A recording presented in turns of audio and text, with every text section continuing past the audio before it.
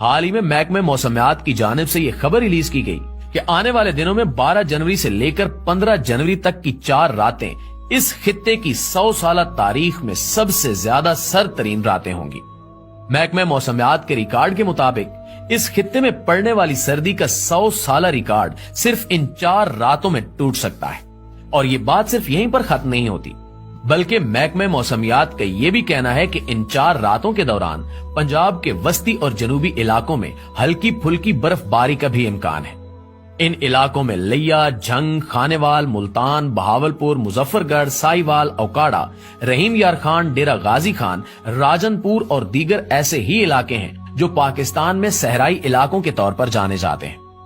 आप यूं समझ लें कि लाहौर से नीचे के तमाम इलाकों में बर्फबारी का इम्कान है।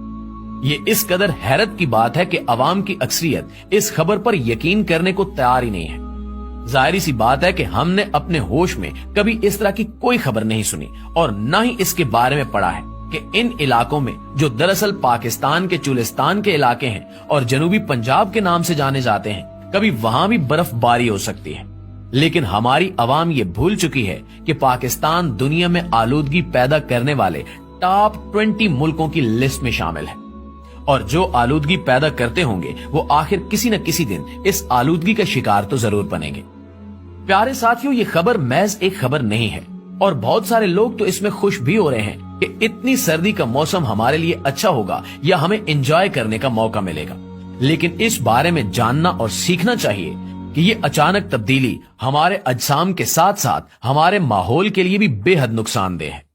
अगर वाकई महकमे मौसमियात की पेशगोई और वार्निंग्स दुरुस्त साबित हो गई तो हम आने वाले दिनों में पाकिस्तान का एक बड़ा खुराक का बहरान भी देख सकते हैं। नाज़रीन, आप लोग शायद हैरान हो कि इस मौसमियाती तब्दीली से खुराक के बहरान का क्या ताल्लुक है। इस इलाके में मौजूद हम और हमारे लोगों के साथ साथ यहाँ के चरिंद परिंद और तमाम जानवर इतनी ठंड के आदी नहीं है। बुनियादी तौर पर यह सारे का सारा इलाका गर्म इलाके के तौर पर जाना जाता है और इस इलाके के लोग इतनी ठंड कभी भी बर्दाश्त नहीं कर सकेंगे जिस तरह की ठंड की लहर महकमे मौसमियात की जानिब से बताई जा रही है। ये तो पहाड़ी इलाकों के लोग ही बर्दाश्त कर सकते हैं, क्योंकि हम शुरू से ही गर्म इलाकों में रहते आए हैं। तो मैदानी इलाकों में रहने वाले लोगों के जिस्म इस कदर ठंड को बर्दाश्त करने के आदी ही नहीं है। इस कदर शदीद ठंड की वजह से कई अफराद की हलाकत का इम्कान भी हो सकता है।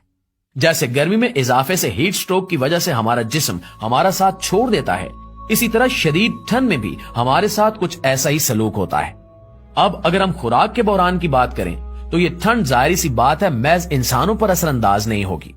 जिन इलाकों की फहरिस्त आपको बताई गई है, इन इलाकों में अवाम की अक्सरियत देहाती तर्ज जिंदगी की आदी है और इन लोगों ने माल मवेशी पाल रखे हैं और खेती बाड़ी करते हैं। जैसा कि हमने आपको बताया है कि इस कदर शदीद ठंड से जब इंसानों का ये हाल हो सकता है, जिन्होंने अपने आप को महफूज रखने के लिए भी तरह तरह की तराकीब इजाद कर रखी हैं, तो फिर आप खुद सोचिए कि जानवर तो इससे लाजमी तौर पर मुतासिर होंगे।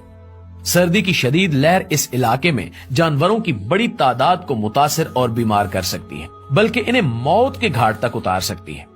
इसके साथ साथ सर्दी महज इंसानों और जानवरों को ही नहीं बल्कि हमारी फसलों को भी शदीद नुकसान पहुंचाएगी। इस मौसम में गंदम की बुआई हो चुकी होती है, बल्कि गंदम के नन्हे नन्हे पौधे सर निकाल चुके होते हैं। सर्दी की शदीद लहर इस इलाके में मौजूद गंदम की सारी फसल को तबाह बर्बाद कर सकती है। ये जानना भी दिलचस्पी से खाली नहीं है कि जिस इलाके की फहरिस्त महकमा मौसमियात ने जारी की है, यही इलाका पाकिस्तान की गंदम की जरूरत का 80% से ज्यादा पैदा करता है। अल्लाह से दुआ है कि वो मौसमियाती अजाब की इस लहर को हमारे सरों से टाल दे और हम पर अपना करम अता फरमाए। हम कमजोर हैं और हमारे जिस्म इससे भी ज्यादा कमजोर हैं जितना हमारा इरादा कमजोर है। अल्लाह से दुआ है कि वो हम पर रहम फरमाए और अपने फजल के साथ साथ इस आजमाइश से हम सबको महफूज रखे। आमीन सुमा आमीन।